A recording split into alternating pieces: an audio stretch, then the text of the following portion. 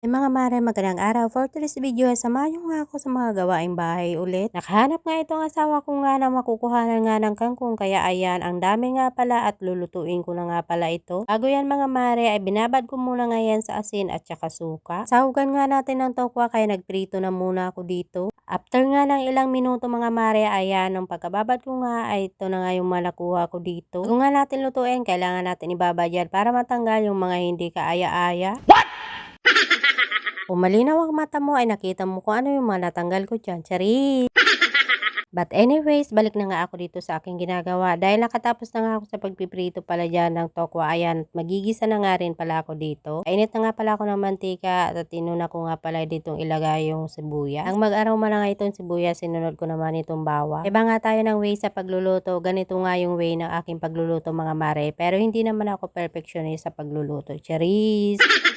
Balik na nga ako dito sa aking ginagawa mga mare. Binuhos ko na nga pala yung tokwa kanina na naiprito ko na. Pagkatapos ko nga mailagay itong tokwa, ayan, sinunod ko na nga yung paglalagay dito ng kangkong. Kala nyo nga marami yan mga mare, pero pag naluto na nga yan ay numinipis nga ito. Sa pangpalasa naman mga mare, naglagay nga ako dito ng patis, toyo at saka pamintang pino. At dinagdagan ko nga rin ito mga mare ng konting asin. Pagkatapos ko nga malagyan ito mga mare ay nalo-halo ko muna nga ng konting minuto. At pagkatapos mga mare, naglagay din pala ako dito ng kalahating baso ng tubig para naman nga may konting sabaw, at nagdagdag pala ako dito ng isang kutsara nga ng asukal para sa pampabalanse nga ng lasa. Muntik ko na nga rin makalimutan mga mare, naglagay din ako ng konting suka dito. At ayan mga mare, pagkalipas nga lang ng ilang minuto ay luto na nga rin ito. Thank you Lord sa blessing, kain po tayo. Kinagabihan naman ang ganap ito mga mare ay nagkayayaan nga na manood nga pala ng basketball. At dahil yung dalawang anak ko nga ay gusto din manood, ayan, nakasama nga rin ako dyan. Ito naman mga ganap mga mare ito, kinaumagahan naman, ayan, nagugas nga pala ako ng mga pinagkainan namin. Yung marami-rami nga rin yan kasi kasama na nga yung sa almusal namin na ginamitan at saka yung sa tanghalian. Katapos ko nga dito makapagugas mga mare, nakaligo nga lang, at hapon na naman nga ito ay nakita ko nga na maalikabok na itong mga lagayan namin at tinugasan ko na nga rin. At gugasan ko na nga rin yan mga mare, at para hindi na nga magtagal ay pinunasan ko na nga ng tuyong basahan. Alam nyo naman na kapag puti nga talaga ay alagain nga yung mga gamit mga mare. Pero ganun pa man ay worth it nga naman yung pagbili natin, bukod na sa mura, napaka-aesthetic pa. Bagay na bagay nga ito kapag mga non-stick pan yung mga gamit natin sa pagluluto. Ito na nga lang talaga yung cravings natin kapag nanay na nga. Diba? Sino nga ang relate dyan mga mare? Taas ang patcharis!